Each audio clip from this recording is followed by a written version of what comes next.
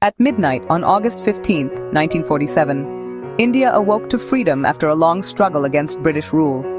Jawaharlal Nehru's tryst with destiny speech captured the nation's hopes, but independence came with the tragedy of partition. The division of India and Pakistan tore apart communities and families, unleashing violence and one of the largest, bloodiest migrations in history. Ghost trains arrived filled with the dead, and millions of refugees crossed new borders, traumatized and dispossessed. Relief camps overflowed, and the new government faced the monumental task of resettlement and healing. Partition left deep scars, sowing distrust between India and Pakistan and testing India's secular ideals from the start. Mahatma Gandhi, heartbroken by the violence, fasted for peace and was ultimately assassinated in 1948. The challenge for India was not just to build a state, but to heal a wounded society and forge a national identity from division. The legacy of partition continues to shape the subcontinent's politics and psyche. India's birth was both a moment of triumph and a baptism of fire. The nation's journey began amid hope, heartbreak, and the urgent need to unite a fractured land. Independence left India a patchwork of over 565 princely states, each with the option to join India, Pakistan, or remain independent. Sardar Vallabhbhai Patel, with VP Menon, led the mission to unify these states, using diplomacy, persuasion, and, when needed, force. Most rulers acceded to India, but a few, like Junagadh, Hyderabad, and Kashmir, posed serious challenges.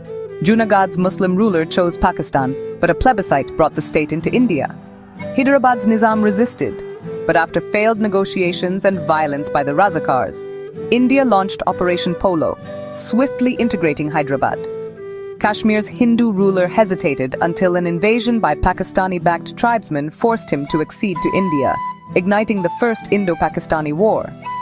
The integration of these diverse territories prevented India's balkanization and laid the foundation for a unified nation. Patel's efforts ensured India's territorial integrity at a critical moment. The process was fraught with tension, but ultimately, the dream of a united India prevailed. The legacy of these decisions continues to shape India's borders and its relations with neighbors. The integration of princely states was a defining achievement of early Indian nation-building. It set the stage for the challenges and opportunities that lay ahead. After unifying its territory, India faced demands to reorganize states along linguistic lines. Colonial provinces and princely states often ignored linguistic and cultural realities, fueling regional discontent. Leaders like Nehru and Gandhi had promised linguistic states, but post-partition fears of fragmentation delayed action. Popular movements, especially among Telugu speakers, forced the government's hand after Potti Sriramulu's death during a hunger strike.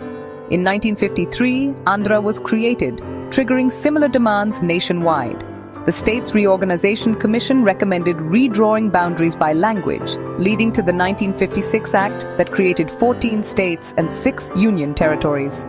While some disputes lingered, linguistic reorganization strengthened India's federal structure and democracy.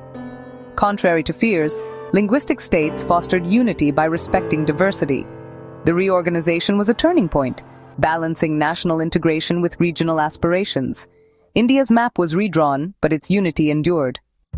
Nation-building meant including India's diverse tribal communities, or Adivasis, who had long lived in isolation and faced exploitation. The challenge was to integrate them without erasing their unique identities. Nehru, influenced by anthropologist Verrier Elwin, advocated a middle path: empower tribes to develop on their own terms, not force assimilation. The constitution provided special safeguards, scheduled areas, reservations, and autonomy in governance, especially in the Northeast. Despite these protections, development projects often displaced tribes, leading to loss of land and livelihoods.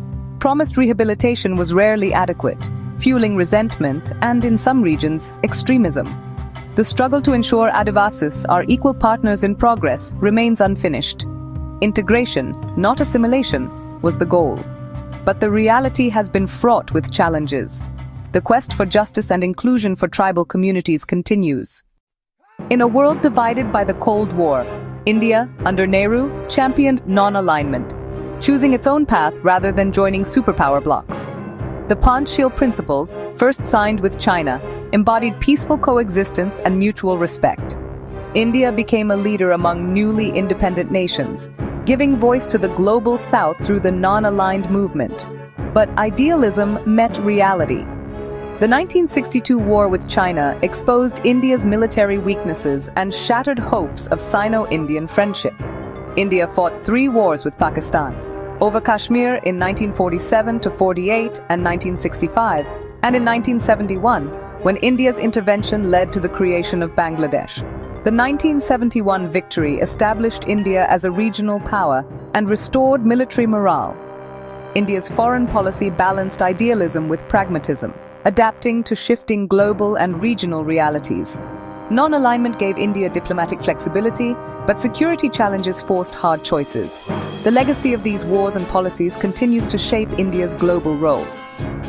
India's journey on the world stage has been marked by ambition, setbacks, and resilience.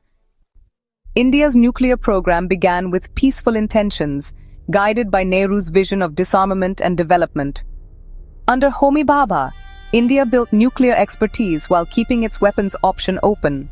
Security threats, especially China's 1964 nuclear test, pushed India to conduct its own peaceful nuclear explosion in 1974. International sanctions followed, but India maintained ambiguity, refusing to weaponize. The end of the Cold War and a discriminatory global non-proliferation regime hardened India's resolve. In 1998, under Prime Minister Vajpayee, India conducted 5 nuclear tests, declaring itself a nuclear weapons state. Despite global condemnation, India articulated a doctrine of credible minimum deterrence and no first use. The move was controversial but reflected India's security needs and desire for strategic autonomy. India's nuclear journey transformed its global standing and security calculus. At independence, India's economy was stagnant and impoverished. Leaders adopted a mixed economy, with the state guiding development through 5-year plans and the Planning Commission. The Green Revolution in the 1960s made India self-sufficient in food, while Operation Flood turned it into the world's largest milk producer. Industrial growth was hampered by the license Raj and protectionism, leading to inefficiency and corruption. Land reforms aimed to reduce rural inequality, but implementation was patchy. By 1991, a severe economic crisis forced a radical shift. Prime Minister Rao and Finance Minister Manmohan Singh launched sweeping liberalization. The license Raj was dismantled, tariffs reduced, and the economy opened to foreign investment. These reforms unleashed private sector growth, especially in IT, transforming India's economic landscape. India's development story is one of bold experiments, setbacks, and reinvention. The journey from scarcity to growth has been uneven but transformative. For 2 decades after independence, the Indian National Congress dominated politics, led by Nehru and other freedom fighters. The Congress system provided stability, but its dominance waned after Nehru's death. The 1967 elections saw the rise of regional parties and coalition governments. Indira Gandhi's populism and centralization culminated in the emergency, 1975-77, suspending rights and jailing opponents. The Janata Party's 1977 victory ended Congress's monopoly, but instability followed. From the late 1980s, coalition politics became the norm, reflecting India's diversity. Regional and caste-based parties, along with the BJP's rise, fragmented the landscape. Coalition governments brought complexity, but also greater representation. Indian democracy evolved from one-party dominance to a vibrant, diverse, and sometimes chaotic system. Since 1947, India has seen profound social change and persistent challenges. The Dalit and OBC movements, inspired by Ambedkar and the Mandal Commission, challenged caste hierarchies and reshaped politics. Communal tensions, rooted in partition, have erupted periodically, most notably after the 1992 Babri Masjid demolition. The struggle to uphold secularism and protect minorities remains ongoing. Women have made significant gains, but patriarchy, violence, and discrimination persist. The women's movement has pushed for legal reforms, but true equality remains elusive. Naxalism, a left-wing insurgency, feeds on the grievances of marginalized Adivasis and landless peasants. Security responses alone cannot solve these conflicts. Addressing poverty and injustice is essential. India's journey is a work in progress, balancing unity, diversity, growth, and equity. The quest for a just and inclusive society continues, shaping the nation's future.